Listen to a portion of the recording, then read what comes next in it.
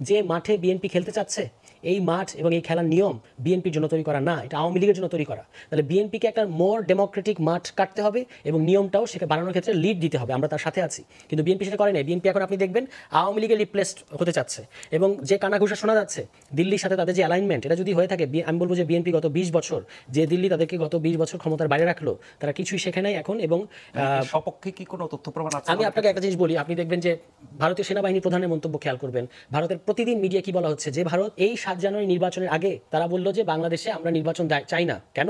কারণ নির্বাচন আসলে তখন তো বিএনপি আন্দোলনে ছিল, আমরা বিএনপির সাথে ছিলাম কিন্তু যুগপৎ আন্দোলনে। সো তারা বললো যে যদি নির্বাচন দেন তাহলে ইসলামিক ফান্ডামেন্টালিস্ট ক্ষমতায় আসবে। বিএনপিও কিন্তু তাদের কাতারে তাদের চোখে তখন ইসলামিক ফান্ডামেন্টালিস্ট ছিল, বিএনপি হাইফেন জামাত, এভাবেই তারা প্রচার করতো। সেই ভারতের সেনাবাহিনী প্রধান, এটা কি তার জুরিসডিকশনের মধ্যে পড়ে বাংলাদেশে কখন নির্বাচন আসবে? তিনি বললেন যে নির্বাচিত সরকার ছাড়া আমরা সম্পর্ক স্বাভাবিক করবো না। এবং এখন 7 মাসের ব্যবধানে তারা বাংলাদেশের নির্বাচন নিয়ে ইউনূস সরকার কি চায়, কেন নির্বাচন দিচ্ছে না, ঠিক বিএনপি যেভাবে কথা বলে একই ল্যাঙ্গুয়েজে, বা আমি উল্টো করে বলতে পারি দিল্লি যেভাবে কথা বলছে বিএনপির সাথে হুবহু আপনি মিল পাবেন, মানে ইন টার্মস অফ ইন্টেনশন।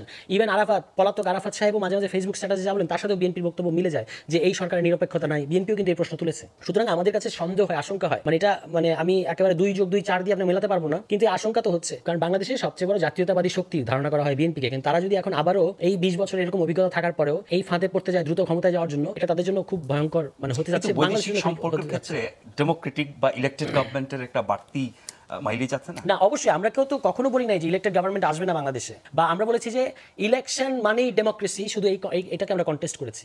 বাংলাদেশে ইলেক্টেড গভর্নমেন্টগুলোর মতো স্বৈরতান্ত্রিক গভর্নমেন্টকে আমরা তো ভেবেছিলাম যে এরশাদের পরে আর বাংলাদেশে কখনো স্বৈরতন্ত্র কায়েম হবে না। কিন্তু বাংলাদেশে আমরা কি 2001-06 শাসনামল দেখি নাই? আমরা কি 8 থেকে 24-এর এই শাসনামলকে দেখি নাই যে ফ্যাসিবাদ তৈরি হলো তো নির্বাচনের মধ্য দিয়ে? তাহলে এই গত 3টি নির্বাচন বা 10 বছর বা 15 বছরের আগে যদি যান, আমি বাংলাদেশের ইতিহাসের বিচারে যে নির্বাচনগুলো হয়েছিল এবং যে সরকারগুলো হয়েছিল সেগুলো তুলনামূলক অন্য সব সরকারের চেয়ে ভালো ছিল না? ছিল। 2001 থেকে 6 রেজিমের কথা তো 91 থেকে যদি মনে আছে, 91 থেকে 96 প্রথমবার এসেই তো তারা নির্বাচনটাকে বিতর্কিত করেছে। আমি শুধু বলতে চাচ্ছি যে এই নির্বাচিত সরকারগুলো একেবারে পারফেক্ট ডেমোক্রেসি ডেলিভার করতে পেরেছে এরকম আমরা বলবো না, ঠিক আছে? ইনস্টিটিউশনগুলোকে তারা নানাভাবে প্রভাবিত করতে চেয়েছে এবং বিএনপিও কিন্তু এটার জন্য দায়ী, কম আর বেশি দায়ী। তাহলে তাদের এই পরিস্থিতি সম্পর্কে অ্যাসেসমেন্টটা কি? মানে পরিষ্কার কোনো অ্যাসেসমেন্ট আমরা দেখতে পাইনি। ধরেন এই যে 31 দফা তারা এত ঘটা করে বলে, এই 31 দফায় 70 অনুচ্ছেদ সম্পর্কে কি বলা হয়েছে?